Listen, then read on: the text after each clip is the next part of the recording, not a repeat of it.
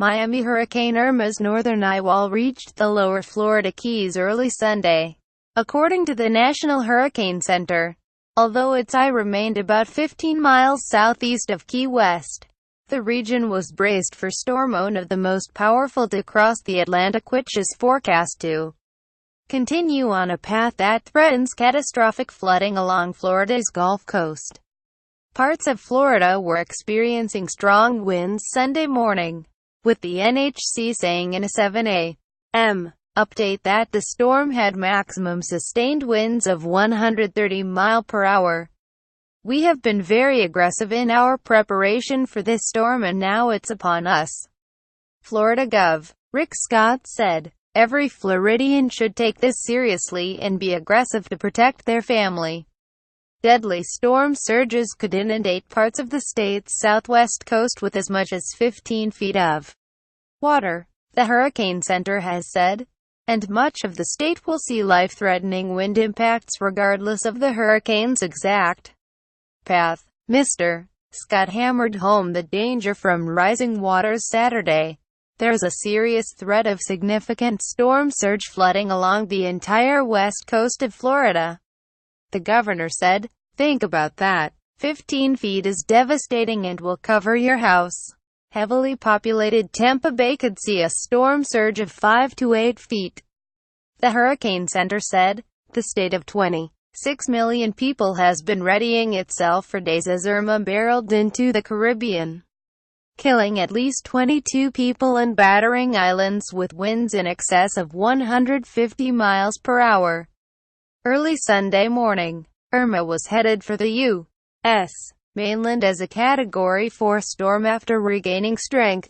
The storm is expected to continue to strengthen as it moves through the Straits of Florida and to remain strong as it nears the Florida Keys and state's Gulf Coast. The National Hurricane Center said Irma would bring a punishing cocktail of destructive winds, major storm surge, torrential rains, the possibility of tornadoes and widespread power outages, said Alan Albanese, senior meteorologist for the National Weather Service in Key West. "This is a very serious threat, potentially catastrophic," he said. "A lot of people down here in the Keys have not experienced anything with the potential this system has." Around 6:45 p.m. Saturday, a confirmed large and extremely dangerous tornado was over Lauderdale Lakes or near Plantation in the Fort Lauderdale area, moving west at 35 mph. The National Weather Service said on Twitter. Florida officials have warned that Irma could be worse than Hurricane Andrew, the Category 5 storm that devastated South Florida 25 years ago. Andrew killed 61 people in the U.S. and caused nearly $48 billion in economic damage in 2017 dollars. According to the National Oceanic and Atmospheric Administration, the costliest storm in U.S. history until Hurricane Katrina in 2005.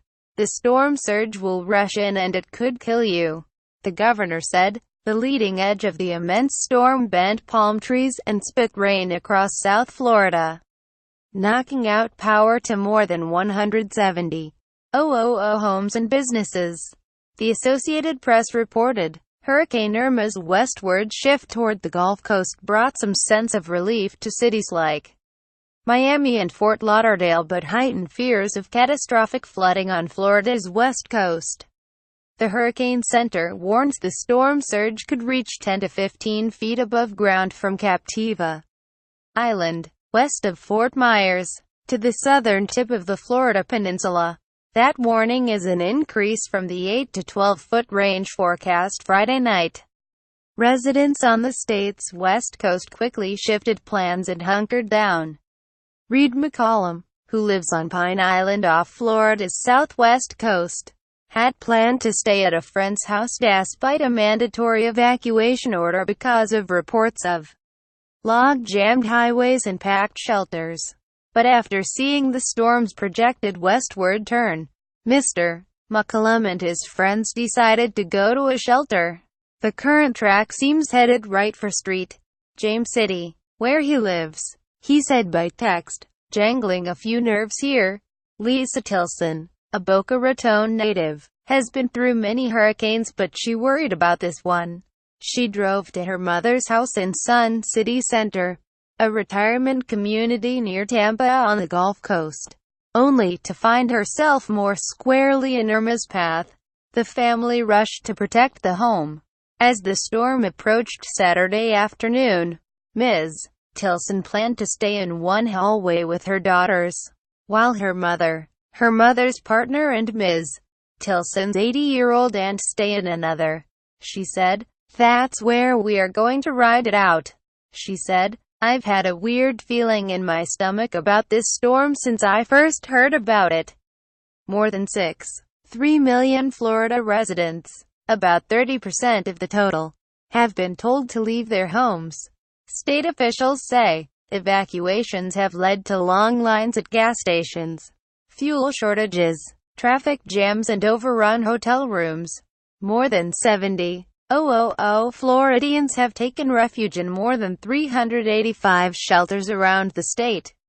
Collier County, on Florida's southwest coast, ordered additional evacuations Saturday even as officials were scrambling to find space in jammed shelters before Hurricane Irma brings potentially deadly storm surges.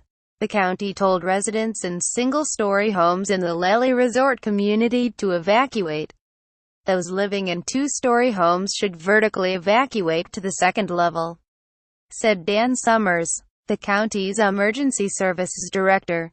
He said about 1,500 people were in county shelters and acknowledged it's going to be difficult at this point to find shelter space for everyone who needs it.